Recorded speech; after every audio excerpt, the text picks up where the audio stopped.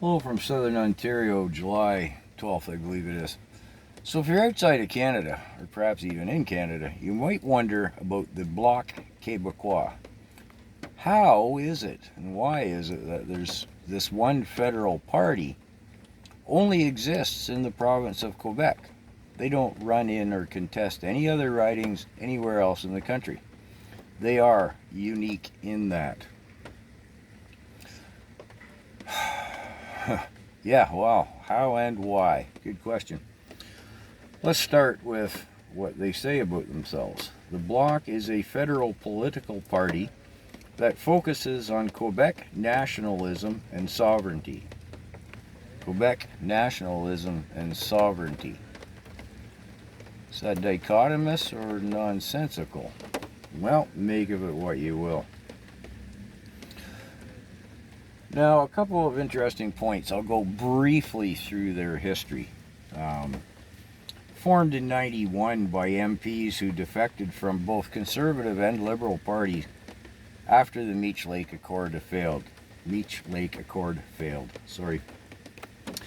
In 93, they obtained 49.3% of the Quebec vote and won 54 seats in the federal election, granting them official party status. By 2011, they'd crashed right out. They had only 4 seats in the federal election and lost official party status. Jumping forward to 2019, they won 32 seats, regaining official party status. Now, currently, they have 32 seats out of the 338, I think it is, in our House of Commons. Now, here's the thing. The Bloc, previous to the signing of the Supply and Confidence Agreement, held some pretty good sway in Parliament. The NDP currently only has 24 seats. And again, the Bloc has 32. Jagmeet Singh says he's going to be the next Prime Minister. Good luck to you and the NDP, Mr. Singh. But here's the thing. The Liberals have 159 seats, the Conservatives 121, and previous to the Supply and Confidence Agreement signing of a little over 2 years ago, the Bloc could kind of play both ends against the middle. If they went with the Conservatives and members of Parliament voted as they should independently based on their constituents' wants, well, you see, the Bloc had enough to play both ends against the middle. Who's going to give my province what I want? The Supply and Confidence Agreement, and I've said it before, negates our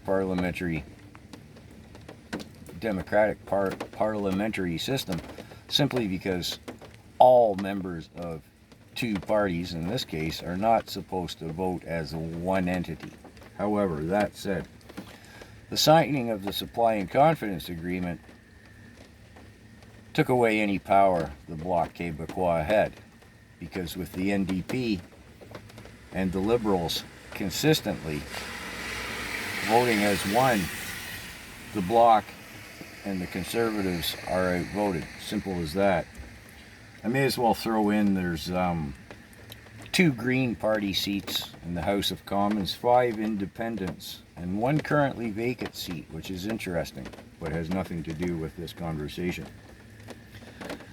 Now, the thing is, in part, Quebec has never been terribly popular. It started with Pierre Elliott Trudeau, Justin's daddy, mollycoddling the province.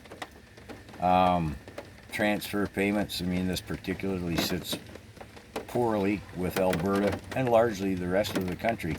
Why does Quebec, every time they peep and squeak, get some money thrown at them? It's not just the Liberal Party who's been guilty of that over the years, although again it goes back to Pierre Elliott Trudeau, who was a Liberal. In the next election, they're projected, the Bloc, to grow from 32 to 38 seats. However, I suppose that is neither here nor there. But personally, I don't think, and this is my own opinion, that any province should have something like the Bloc Québécois, because obviously, I mean, if I was Quebecer, lived in Quebec, I think I'd be very tempted to vote for the Bloc, because they're going to put my province's needs, theoretically, ahead of the rest of the country's. Yeah. Anyways, that's what the bloc is. And again, I'll summate with is a federal political party that focuses on Quebec nationalism and sovereignty. Weak summation, I know, but they're just a thorn in everybody's side, basically.